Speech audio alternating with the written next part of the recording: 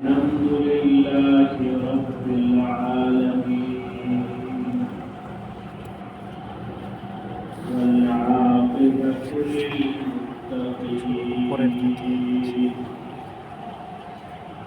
والصلاة والسلام على سيد الأنبياء والمرسلين وعلى آله وأصحابه أجمعين أما بعد فأعوذ بالله من الشيطان الرجيم بسم الله الرحمن الرحيم النبي أولى بالمؤمنين من أنفسهم وأزواجه أمهاتهم وأولو الأرحام بعضهم أولى ببعض في كتاب الله من المؤمنين والمهاجرين إلا أن تفعلوا إلى أوليائهم معروفا كان ذلك في الكتاب مسطورا آمنت بالله صدق الله مولانا العظيم الله উপস্থিত মুআজ্জাজ মুহতারাম সম্মানিত মুসল্লিয়ানে কেরাম আল্লাহ রাব্বুল আলামিনের দরবারে অসংখ্য শুকরিয়া যে আল্লাহ রাব্বুল আলামিন মেহেরবানি করে দয়া করে আমাদেরকে জুমার নামাজ আদায়ের জন্য মসজিদে আসার তৌফিক দান করেছেন আলহামদুলিল্লাহ। আমাদের এখন ধারাবাহিক আলোচনা চলছে একজন মুমিন মুসলমান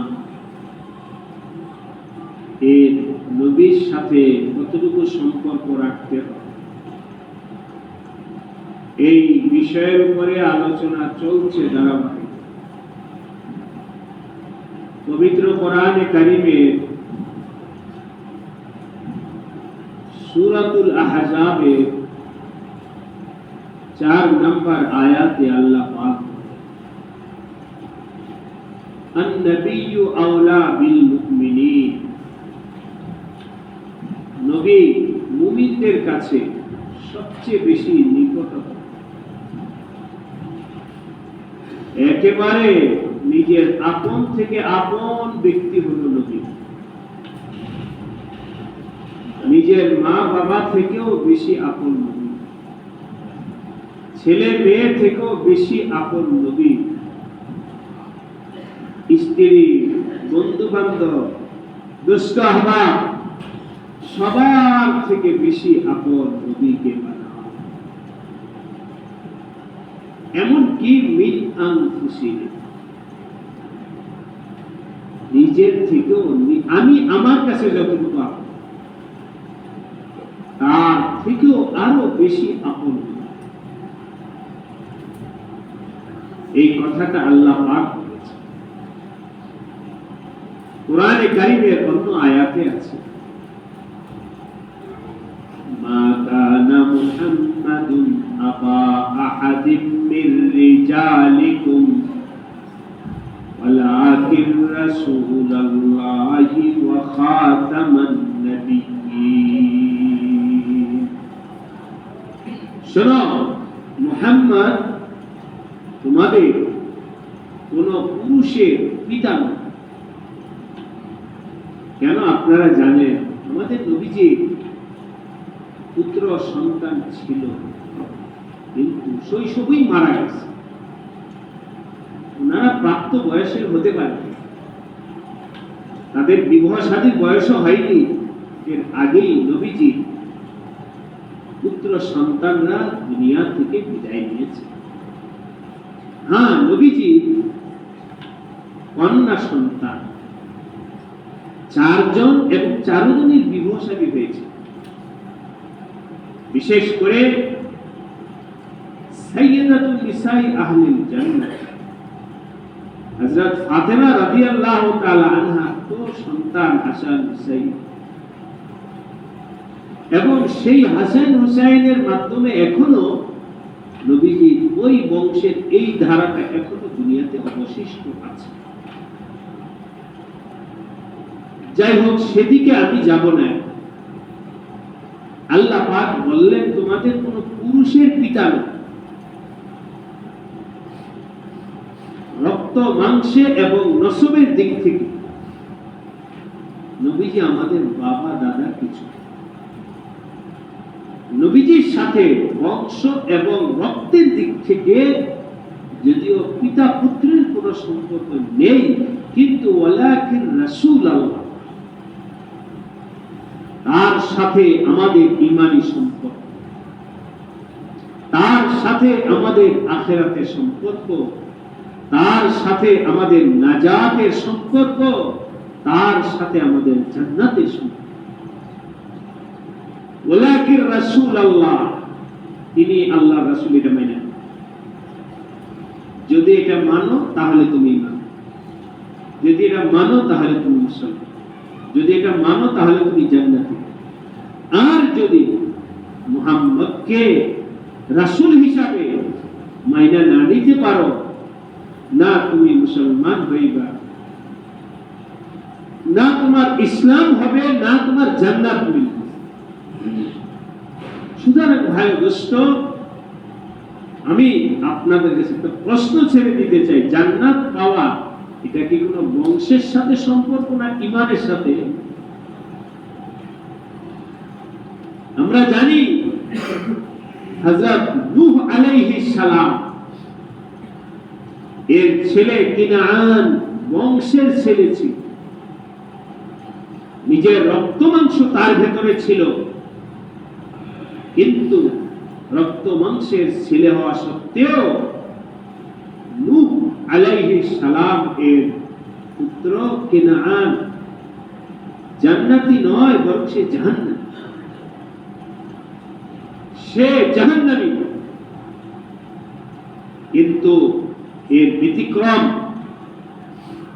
আপনাদের কাছে বলছি, হযরত বেলাল হাবশী নবীজির ছেলেও না, আত্মীয়। সুহাইব রুমি বংশের নয়, আবু যর গিফারি বংশের নয়, হযরত আবু বকর এবং অন্যান্য সাহাবায়ে কেরামের অধিকাংশ সাহাবী নবীজির ছেলে নয়, বংশের নয়, অথচ আমার নবীজি ঘোষণা দিয়েছেন আবু বকর ফিল জান্নাত। আবু বকর জান্নাতি, ওমর জান্নাতি, উসমান জান্নাতি, তালহা জান্নাতি, আলী জান্নাতি, জুবাইর জান্নাতি, মুআয ইবনে জাবাল জান্নাতি, এভাবে জান্নাতের সুসংবাদ দিয়েছেন। যদি প্রশ্ন আবার করি, কিসের উপরে ভিত্তি করে দিয়েছে? সবাই বলবে ঈমানের। সুতরাং যদিও নবীজির সাথে আমাদের বংশের সম্পর্ক নেই, বা ইচ্ছা করিয়ে তো আমি আর নবীজির ছেলে হতে পারবো না, এটা আমার আল্লাহর অনুগ্রহ, কিন্তু আমি ইচ্ছা করলে নবীজির উপরে ঈমান আইনা, নবীকে মহব্বত করে, নবীজির সাথে সম্পর্ক করে আমি নবীজির সাথে জান্নাতে যাওয়ার মতো আল্লাহ রাস্তা খুলে রাখছি। এই রাস্তা খোলা আছে।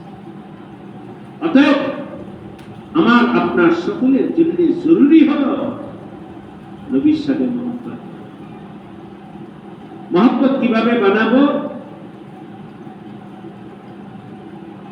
আমি আজকে আপনাদেরকে 3টা ধাপের কথা বলছি, কিভাবে নবীজির সাথে আমাদের মহব্বত, এর সম্পর্ক হবে 3টা ধাপ।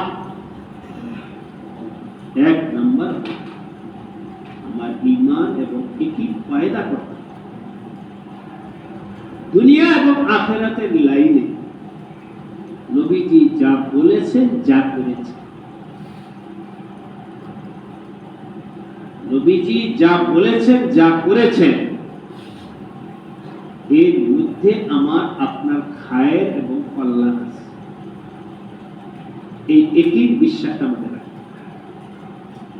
এর ব্যতিক্রমের মধ্যে আমার আপনার খায়ের এবং কল্যাণ নাই। এই একই পয়দা। আমার বলা সঠিক না নবীর বলা সঠিক, আমার সিদ্ধান্ত সঠিক না আমার নবীর সিদ্ধান্ত সঠিক, আমার কাজগুলো সঠিক না নবীর কাজগুলো সঠিক, সব ক্ষেত্রে শুধু আমি নয়, নিজেকে নিজেকে নিজেকে মগলুব করো, নিজের রায়কে বড় মনে করিও না, নিজের পছন্দকে বড় মনে করিও না, নিজের অভ্যাসকে বড় মনে করিও না, বরং নিঃসন্দেহে আমার নবীজির কথাকে সঠিক কল্যাণ করবে, বুঝে আসলেও বুঝে বাস আমার নবীজি বলছে, এই ব্যাপারে আমার আর কোনো মন্তব্যই নেই। আমার নবীজি এই কাজ করছেন, বাস আর কোনো মন্তব্য। ছোট্ট একটা উদাহরণ তো কোরআন হাদিসে বহুত আছে, হাজার আছে।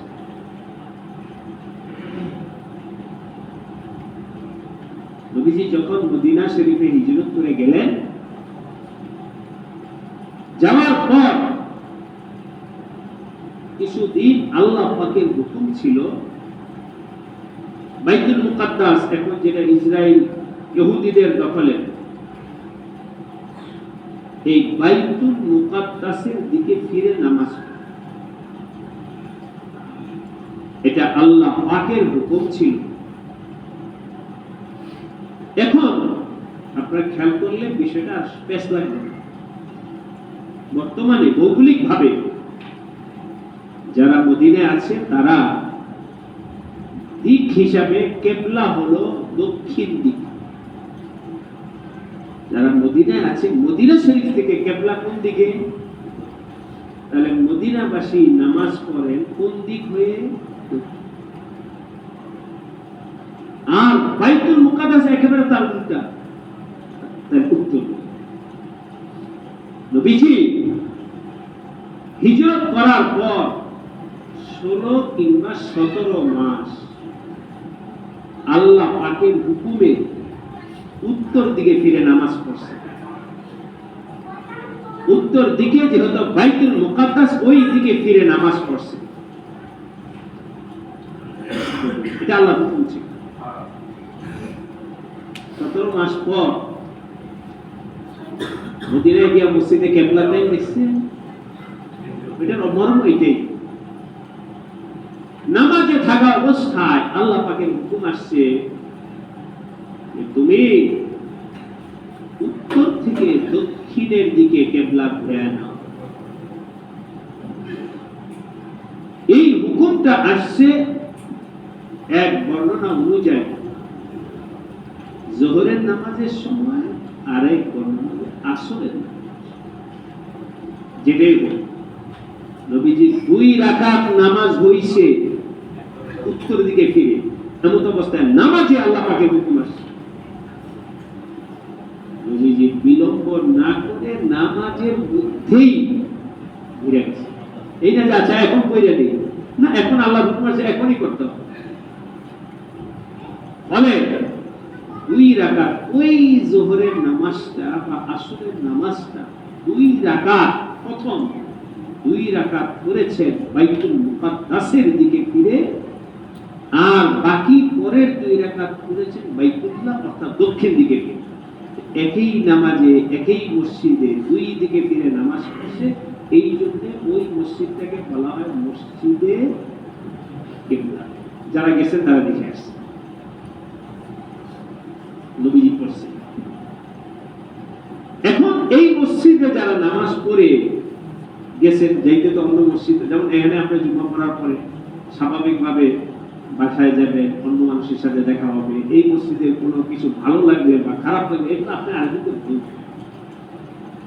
নবীজির পিছনে যারা বাইতুল এখানে দোনো দিকে ফিরা নামাজ পড়লে তারা এই ঘটনা আবার আরেক মসজিদে গিয়ে দেখে যারা নামাজ পড়তেছে ওই কুরআন হিসাবে উত্তর দিবে, তাই যারা তোমরা উত্তর দিকে নামাজ পড়তেছে, আরে কেবলা তো সাহাবীদের দেখি এটাই চলে যায়। নবীজিকে দেখলাম ওদিকে নামাজ পড়তে, ওই সাহাবীরাও নামাজের ভিতরেই তাদের কেবলা করে।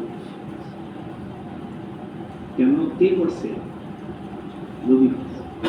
সাহাবীদের আর কোনো বক্তব্য নেই, তাই তুমি বললে হবে কি অমুক না অমুক না না। সাহাবী যখন বলছেন নবীর সাথে আমি নামাজ পড়ে আসছি, যে নবীজি নামাজের ভিতরে ফিরে গেছে, তোমরা ফিরো। এখন তো আমি বলে ফেললাম সহজ, আপনারা শুনে ফেললেন সহজ, আপনারা সহজে বলবেন, কিন্তু সবাই বুকে হাত দিয়ে বলেন যে আপনার চিরাচরিত অভ্যাস আমলের ক্ষেত্রে হোক, সামাজিক ভাবে হোক, আপনি যেই আমলের উপরে আছেন মুহূর্তের মধ্যে ইউটার্ন আপনি কয়জনে নিতে পারেন? সাহাবারা মুহূর্তের মধ্যে নিজের সিদ্ধান্ত, মুহূর্তের মধ্যে নিজের অভ্যাস পাল্টায় নামাজের মধ্যে তার ফিরে গেছে। কেন? নবীজির কথা, নবীজির আমল আমার কাছে আসার পর আমার আর কোনো বক্তব্য নাই, মন্তব্য নাই, কিচ্ছু নাই। মুহূর্তের মধ্যে ওইটাই দুই আপন ভাবে একই পায়দা, একই সত্য। আল্লাহ আমাদেরকে সেই একই পায়দা করার তৌফিক দান করেন।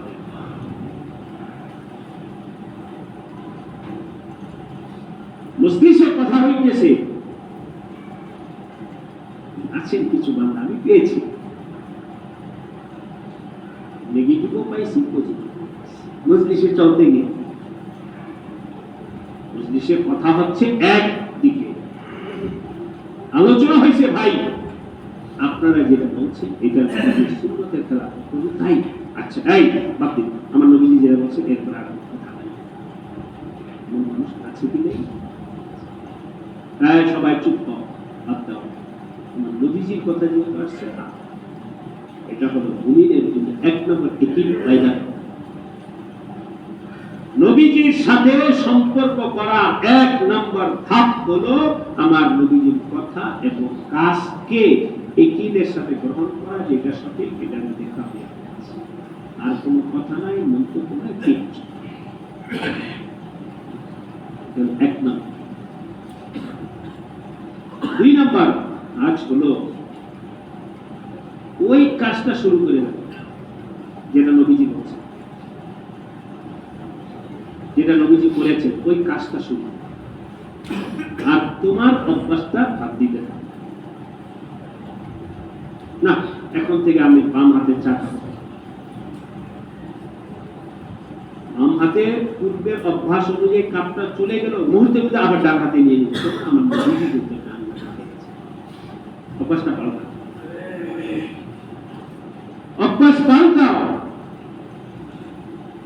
এমনকি ভাই দোস্ত, আমি এখন আর বিস্তারিত বলবো না, আমি তিনটা ধাপের কথা আজকে বলতে চাই, প্রথম আগামী সপ্তাহ ভুলে যেতে পারি।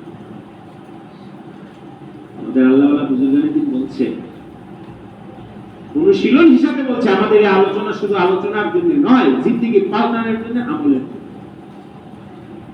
একজন মুমিন মুসলমান বাথরুমে যখন যাবে তখন কোন পাটা আগে দিবে?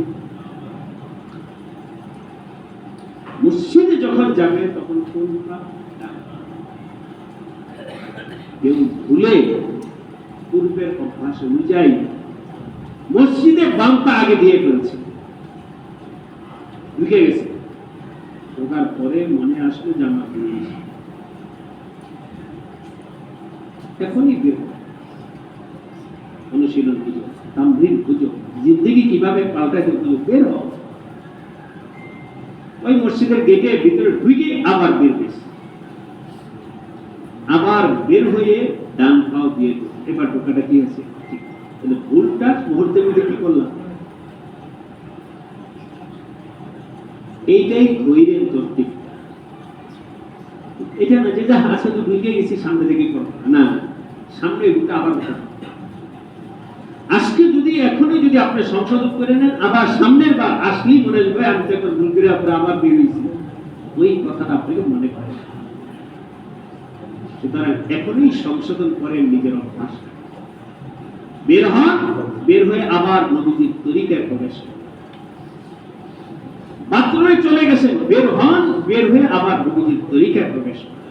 সংশোধনটা এখনই হয়ে যায়। অভ্যাসটা এখনই পরিবর্তন করার চেষ্টা করি। আমার অভ্যাসটা ছেড়ে আমার নবীজির সুন্নতটাকে নিজের অভ্যাসে পাল্টা পরিবর্তন করার চেষ্টা করি। দুইটা ধাপ। এক নম্বর হলো একিন পয়দা করা, দ্বিতীয় নম্বর হলো আমলি জিন্দেগিটা পরিবর্তন করতে শুরু করে দাও।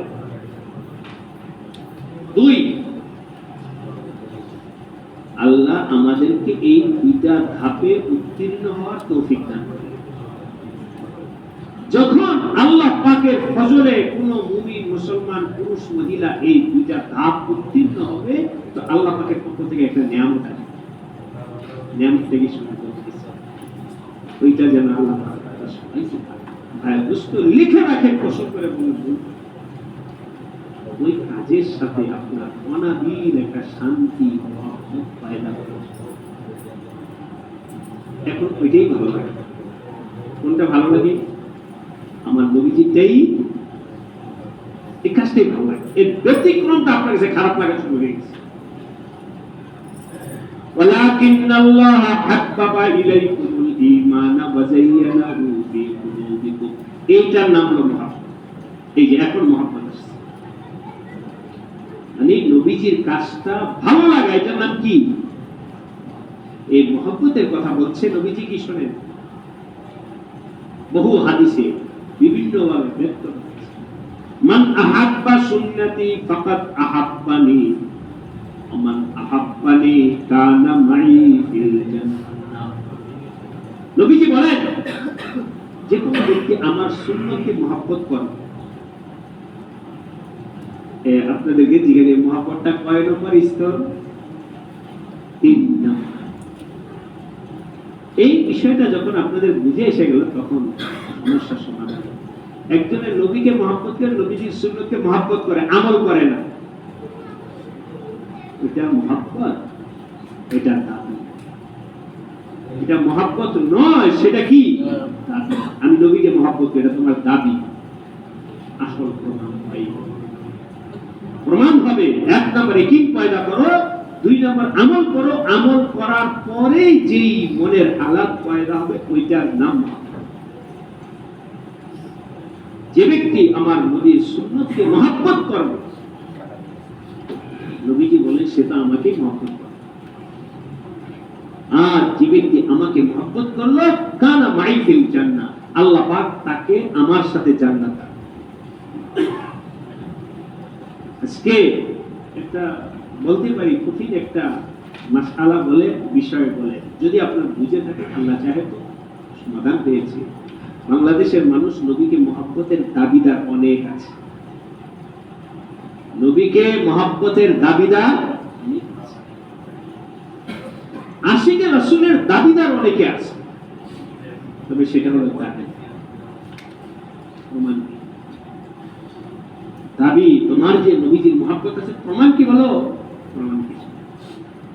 পূজা ও সুন্নতে আহমদ পূজা। তুমি কোথায়? নবীজির সুন্নত কোথায়? তোমার জিন্দেগিতে নবীজির সুন্নত একবার আমি আশিক রাসূল, আমি নবী প্রেমী, কিন্তু তার জীবনে কি নেই নবীজির সুন্নত। তুমি কোথায়? তোমার নবীজির সুন্নত কোথায়? কি করে তুমি নিজেকে বলতে পারো আমি নবী প্রেমিক বা মুহাম্মদ তাইবুয়া তুমি সিবতরা? নবীর সাথে কোনো সম্পর্ক আছে বলে দেখা যায় না তো। তোমার জিন্দেগিতে তো নবী নেই, কোথার কথা।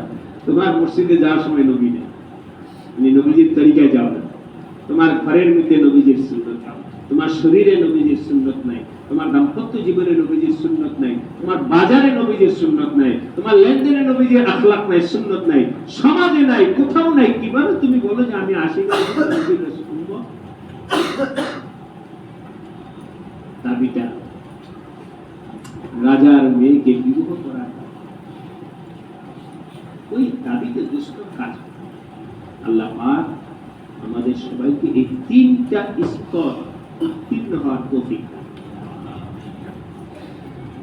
প্রাসঙ্গিকভাবে আমি দুইটা কথা বলছি। এক হলো, আমরা শুনেছি মিডিয়া, পত্রিকা, বিভিন্ন আততায়ীদের বর্বর হামলা, আমার সাথে তো ব্যক্তিগত পরিচয় নাই, তবে যতটুকু শুনেছি, একজন সাহসী একটা যুবক ছিল, আমাদের দেশের সম্পদ। সে তার জীবনে নাকি বারবার বলেছেন, আমি অন্যায়ের সাথে লড়াই করে গুলিতে মরব, ঘরে মৃত্যু ইচ্ছা। সে একাধিকবার নাকি তার জীবন দোষে। তো বর্বর হামলায় সে গতকাল রাত সিঙ্গাপুরের হাসপাতাল, পুরা নামটা হলো ওসমান হাদি। সাহসী একটা ছেলে, আমাদেরই সম্পদ, দেশের সম্পদ। এরকম সাহসী যুবক যারা কাউকে ভয় না পেয়ে সত্য কথা বলে, এই ধরনের মানুষের সংখ্যা কমে যাচ্ছে। যাই হোক, আল্লাহ পাকের কাছে আমরা দোয়া করি, আল্লাহ পাক ছেলেটার জীবনে যত নেকামল আছে সবগুলিকে আল্লাহ কবুল করে, আর তার জিন্দেগিতে মানুষ হিসাবে বলতে থাকতি, আল্লাহ পাক সেটাকে মাফ করে, তার পরিবার পরিজন সবাইকে সবর ধৈর্য ধারণ করার তৌফিক দান করে। দেশবাসীর সাথে আমরাও সহমত, এবং গতকাল আমাদের প্রধান উপদেষ্টা তিনি এই মর্মে ভাষণ দিয়েছেন, প্রত্যেক মসজিদে দোয়া করার জন্য অনুরোধ জানিয়েছেন। আমরাও রাষ্ট্রের সেই দাবি এবং আমাদেরই একটা সন্তান হিসেবে আমাদের জায়গা থেকে আমরা দোয়া করব জুমার নামাজের পরে। দ্বিতীয় কথা হলো, ইতিমধ্যে আপনার কোনো কোনো ভাই শুনেছে, আমাদের এই মালিবাগ এবং রামপুরা এই জায়গাগুলোতে অনাকাঙ্ক্ষিতভাবে পয়সার লোভে শয়তানের ধোঁকায় পড়ে দুইটা মদের বার হয়েছে, যেটা আমাদের রাষ্ট্রের জন্য, আমাদের যুব সমাজের জন্য, আমাদের ইমানের জন্য, আমলের জন্য অত্যন্ত উদ্বেগজনক, পেরেশানি থাকা সবার হয়েছে। আমার কাছে খবর আসার পর থেকে আমার মনটা, আমরা যে সমস্ত রাস্তা এলাকা দিয়ে হাঁটাহুটি করি, সে সমস্ত এলাকায় এরকম খারাপ কাজ, মদ খায় কি তারা বসে থাকবে? নেশাখোর মদের সাথে আরো হাজারো অন্যায় অপকরণ আসবে। এটা প্রতিবাদ করা তাদের দায়িত্ব, হুজুরদের, শুধু ইমাম সাহেবের না, আপনি যেই ব্যক্তি হন না কেন, প্রত্যেক মুসলমানের দায়িত্ব হলো নিজ জায়গা থেকে সব ধরনের অন্যায় অপকর্ম কাজকে প্রতিবাদ করা, ঘৃণা করা, প্রতিহত করার জন্য নিজ নিজ জায়গা থেকে চেষ্টা করা সবার উপরে লাজিম, যাতে সে সংবাদ পৌঁছবে, বিশেষ করে এলাকাবাসী যারা আছে। সেই দাবি থেকে গতকাল আমরা একটা সাংবাদিক সম্মেলন করা হয়েছে। আজকে জুমার পর পূর্ব ঘোষিত অনুযায়ী এই রাস্তায় মানববন্ধন হওয়ার কথা ছিল।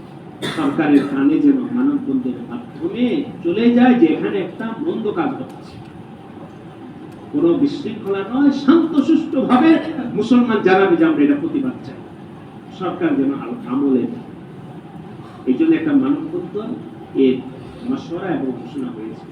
ইতিমধ্যে যেহেতু এটা আমাদের বড় একটা দুঃসংবাদ আসলো, এই জন্য রাষ্ট্রের পক্ষ থেকে আজ এবং আগামীকাল দিনের একটা সময় রাষ্ট্রীয়ভাবে শোক দিবস ঘোষণা করা। এই অবস্থায় আমাদের এই প্রোগ্রামটা সবভাবে সুন্দর হওয়ার দাবি রাখে না, এই জন্যে এই প্রোগ্রামটাকে স্থগিত করা হয়েছে। এই জুমার পরবর্তীতে আমরা কখন করবো আপনাদেরকে জানাই না, কিন্তু আপনাদের কাছে আমার দাওয়াত, মন্দ কাজকে আমরা ঘৃণা করতে রাজি আছে কিনা। এটা কোনো রাজনীতি, কোন দলের কথা নয়, ইমানের কথা। কেউ কেউ বলতে পারবো যে মসজিদে রাজনীতি করতে, রাজনীতি নয়, ইমান। ইমান আমার নবীজি বলেছেন, মান রাআ মিনকুম মুনকারান ফালিয়ুগাইয়িরহু বিয়াদিহি। যদি তোমাদের সামনে কোনো মদ, সগীরা গুনাহ না কবিরা গুনাহ, কোন অপব্যাখ্যা করার সুযোগ আছে? এটা ইমানের ক্ষতিকারক, রাষ্ট্রের ক্ষতিকারক, অর্থের ক্ষতি, যুব সমাজের ক্ষতি, সবার ক্ষতি। কিন্তু অসাধু ব্যবসায়ীরা, তারা রাষ্ট্রের সুবিধা বুঝে না, তারা নিজের ব্যবসাকে বোঝে। তারা জনগণের ভবিষ্যৎ প্রজন্ম, যুব সমাজের যুবকের জীবন নষ্ট করে দিবে, সেটা বোঝে না তাদের পয়সা। এরা যারা এই সমস্ত কাজ করে, তারা দেশের শত্রু, দেশের অর্থনৈতিক শত্রু, ইমানের শত্রু, আমাদের ভবিষ্যৎ প্রজন্মের শত্রু। অতএব তাদেরকে ঘৃণা করা, নিজ নিজ জায়গা থেকে বুঝানো, প্রতিবাদ করা সমান। আমি আমার দায়িত্বটা পালন করলাম, আপনাদের কাছে বলি, আপনারাও আপনাদের দায়িত্বটা পালন করিলেন, কাউকে না কাউকে বলি, যার সাথে যার লিঙ্ক আছে। এই দেশটা সুন্দর, এই সমাজকে সুন্দর করা একা ইমাম বা আলেম ওলামার দায়িত্ব নয়, এবং সম্ভব নয়। সবার যদি সুবুদ্ধি হয়, তখন কিছু হলেও দেশের ফায়দা হবে, কামিয়াব হবে। যে সমস্ত যুব সমাজ এই সমস্ত নেশায় লিপ্ত হচ্ছে, তারা আমাদেরই সমাজ। ওদেরকে প্যার মহাব্বতের মাধ্যমে তাদের জীবনটা সুন্দর করা, এটা আমাদের। তাই তাদেরকে দূরে ঠেলে নয়, বরং প্যার মহাব্বতের মাধ্যমে তাদের জীবনটা সুন্দর বানালে সবাই মুক্তি হন। আল্লাহ পাক সবাইকে দেশের স্বার্থে, ইমানের স্বার্থে নিজের দায়িত্ব পালন করার তৌফিক দান করেন। আমিন। ওয়া দাওয়ান আলহামদুলিল্লাহি রাব্বিল আলামিন। যারা সুন্নাত বলবো তারা চার রাখা সুন্নাত।